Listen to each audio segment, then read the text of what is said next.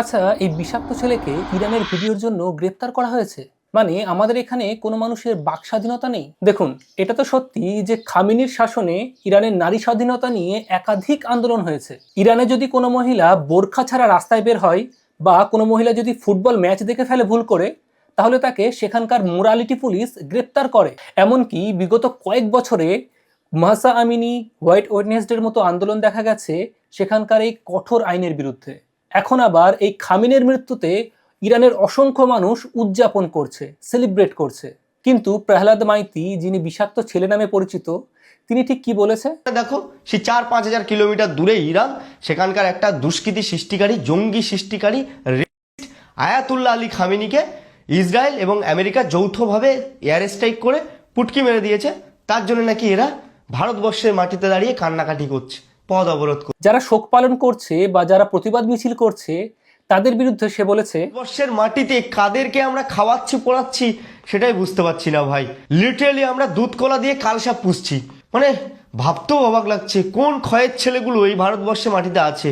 ভাই, কে কাকে খাওয়াচ্ছে? মানে তুমি কি ওদের বসিয়ে খাওয়াও, নাকি কেউ আছে যে ওনাদের বসিয়ে খাওয়ায়? জম্মু কাশ্মীরে যখন আমাদের বীর সৈন্যরা তাদের জীবন হারায় দেশের স্বার্থে, তখন তাদের কোনো প্রোটেস্ট দেখি না।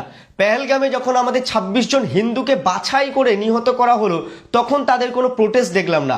ভাই, সব থেকে বেশি প্রতিবাদ হয়েছিল কাশ্মীরে। দেশের অন্যান্য প্রান্তের তুলনায় কাশ্মীরের মানুষরা সব থেকে বেশি রাস্তায় নেমেছিলেন সেই ঘটনার প্রতিবাদে। বলছি, তোরা আরজি করের সময় কোথায় ছিলি? কালিয়াগঞ্জে তামান্নার সময় কোথায় ছিলি? আচ্ছা, এখন যারা আন্দোলন করছে এদের মধ্যে তুমি কতজনকে চেনো?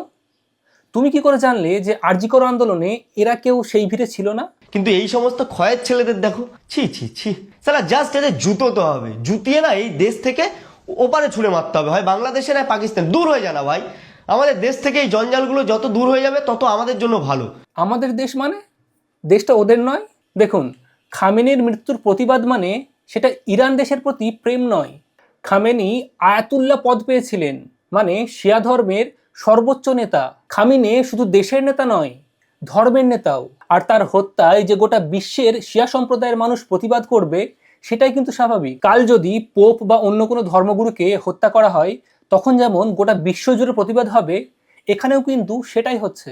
যেমন বাংলাদেশে যখন স্বামী চিন্ময় কৃষ্ণকে জোর করে জেলে রাখা হয়েছিল, তখন আমাদের দেশে যে প্রতিবাদ দেখা গিয়েছিল সেই প্রতিবাদ স্বাভাবিক এবং উচিত, তেমনি এক্ষেত্রেও হচ্ছে। তাছাড়া সংবিধানের 25তম ধারায় মানুষকে বিবেকের স্বাধীনতা দেওয়া হয়েছে, মানে ধর্মীয় চেতনার আঘাতের বিরুদ্ধে প্রতিবাদ করার অধিকার। এই জনপ্রিয় কন্টেন্ট ক্রিয়েটর দায়িত্বশীল হওয়ার বদলে যে শুধু খামেনিকেও অপমান করেছে তা কিন্তু নয়, যারা তাকে ঘিরে শোক পালন করছিল বা যারা মিছিল করছিল তাদের নিয়ে কটূক্তি করেছে। যদিও তার বিরুদ্ধে এফআইআর হয়েছে, কিন্তু এখনো তাকে গ্রেপ্তার করেনি। আমাকে অ্যারেস্ট করা হয়েছে।